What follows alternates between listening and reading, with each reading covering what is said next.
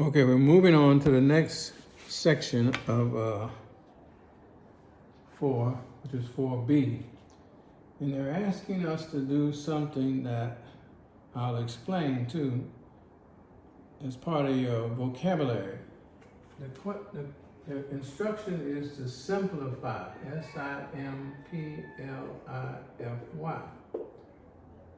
Now, what does that mean? Simplify means to look at your expressions and gather together what we call or refer to as like terms. In other words, you collect or combine the numbers because they are like each other. You combine the variables that you may have together, and it reduces the complexity of the expression in terms of its appearance. The value is the same, but it usually takes less space, so we say it's simplified. So how do we do that? Well, the same as with any other time, when you have parentheses, the objective is to try to reduce or eliminate the parentheses. So that's our first objective. Try to get rid of these parentheses because I have a quantity here that has two terms. 12x is one term, 9y is another term. This expression has two terms as well. 37x is one term, 25y is another term. So you're going to see questions that ask you how many terms are present in this situation. So if I said, how many terms do you see here? You say, I see 2. 1/4 times x is one term. 11/4 is a second term. So I have one term, two terms, three terms, four terms total. So I'll eliminate the parentheses because, and you can use the distributive property. The distributive property, which we just talked about, tells you that you take the coefficient and multiply by each term inside the parentheses. So you say, well, how can I multiply something that's not there? I would say, well, you can multiply because something is there. What's the coefficient here? It's a 1. What's the coefficient here? It's a 1. It's not written because you see one quantity, so you don't need the 1. But you could put the 1 there and multiply 1 times 12 and 1 times 9. So we just basically drop the parentheses here because we know we're multiplying by 1. So that's taken care of. We're multiplying by 1 here. So we just drop the parentheses because 1 times 37 is 37 and 1 times 25 is 25. So we have plus 37x plus 25y. So now we look for like terms. I have a 12x and a 37x. So those are like terms because they're both x's. So I can add those together.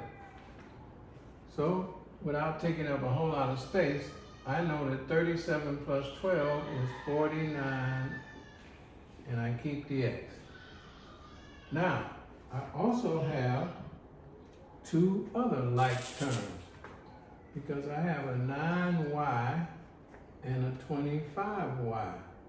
So I could put those together, and to save some space, 25 plus 9, I know is 34. So that's plus 34y. So they gave me some options of which would it be. In this case, it turns out to be option B, 49x plus 34y. So that's the process of simplifying. Means to take what you have and condense it by putting the like terms together and the like terms together. If we had some numbers and no variables, we would put those together. So now here's a question that relates to factoring, which we just talked about, which is the reverse of the distributive property. So the question becomes, is there anything in this factor, in this term rather, that's also in that term? So if you look at it carefully, you know that 11 divided by 4, I'll rewrite this 1/4 times x plus, I could say 1/4 times 11 if you follow me, because 11 is over 1. So I can see that 11 over 4 is the same as 1/4 times 11 over 1. So now you could see, which is what factoring is asking you, you can see that both of these terms have 1/4 in it. There's 1/4 here as a multiple, and 1/4 here as a multiple. So what could you do? You could say, well, I can factor out that 1/4 and do the reverse of what the distributive property does. And I can have 1/4, and I have two terms because there's a positive sign. So I have 1/4 times this x plus 1/4 times that 11. I don't need the 1. So this is the same as that. I've just factored out the 1/4 that's common to both of them. And if I use the distributive property, I multiply 1/4 times x, I get this. 1/4 times 11, I would get that. So it's just you manipulating the expressions for your own purposes. So we're not using them for anything right now, but you're learning how to recognize them and how to use the distributive property or the reverse, which we say is factoring. So the choice, they gave you 4 possible choices here for answers. And in our case, the answer came out to be C, 1/4 times x plus 11. So you're going to get problems like this. The next one, before we stop and I'll clean off the board again, it says, Jenna earns $8.75 per hour, which is what I put here, at the mall. If Jenna worked 21 3/5 hours, which I put here, the question is, how much did Jenna earn before taxes were taken out? So, just as an aside, so you have a real life understanding of these things, if you say, make a statement like, how much did she earn before taxes were taken out? That is a description of what we call her gross earnings.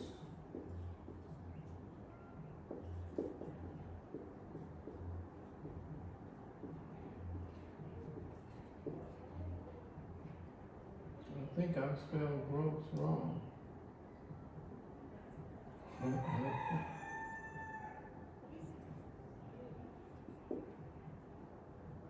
I don't think that's right either, but I'll check it. It doesn't look right to me. But her gross earnings is what she earns before taxes, before expenses. So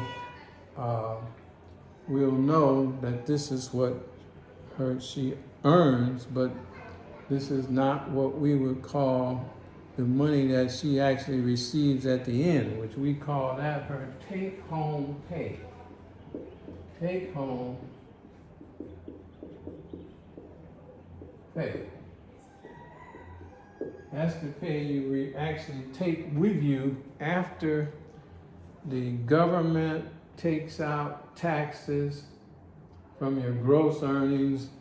Let's say you worked at a place that you had insurance and some of it comes out of your check.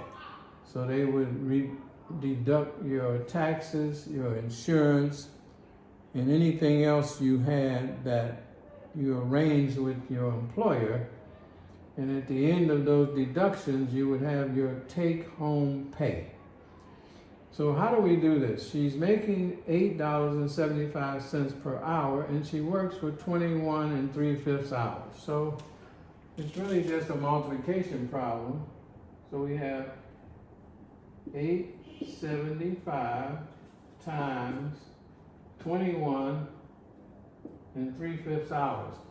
Now it's hard to multiply 3/5, so we have to change 3/5 to a decimal. But we know that 3/5, if you follow our discussion earlier, this says 3 divided by 5. So if you just do that, you will see that 3 divided by 5 won't go into 3, so your decimal point is here, but 5 will go into 30 6 times, and so that's where you end up. So it's 21.6.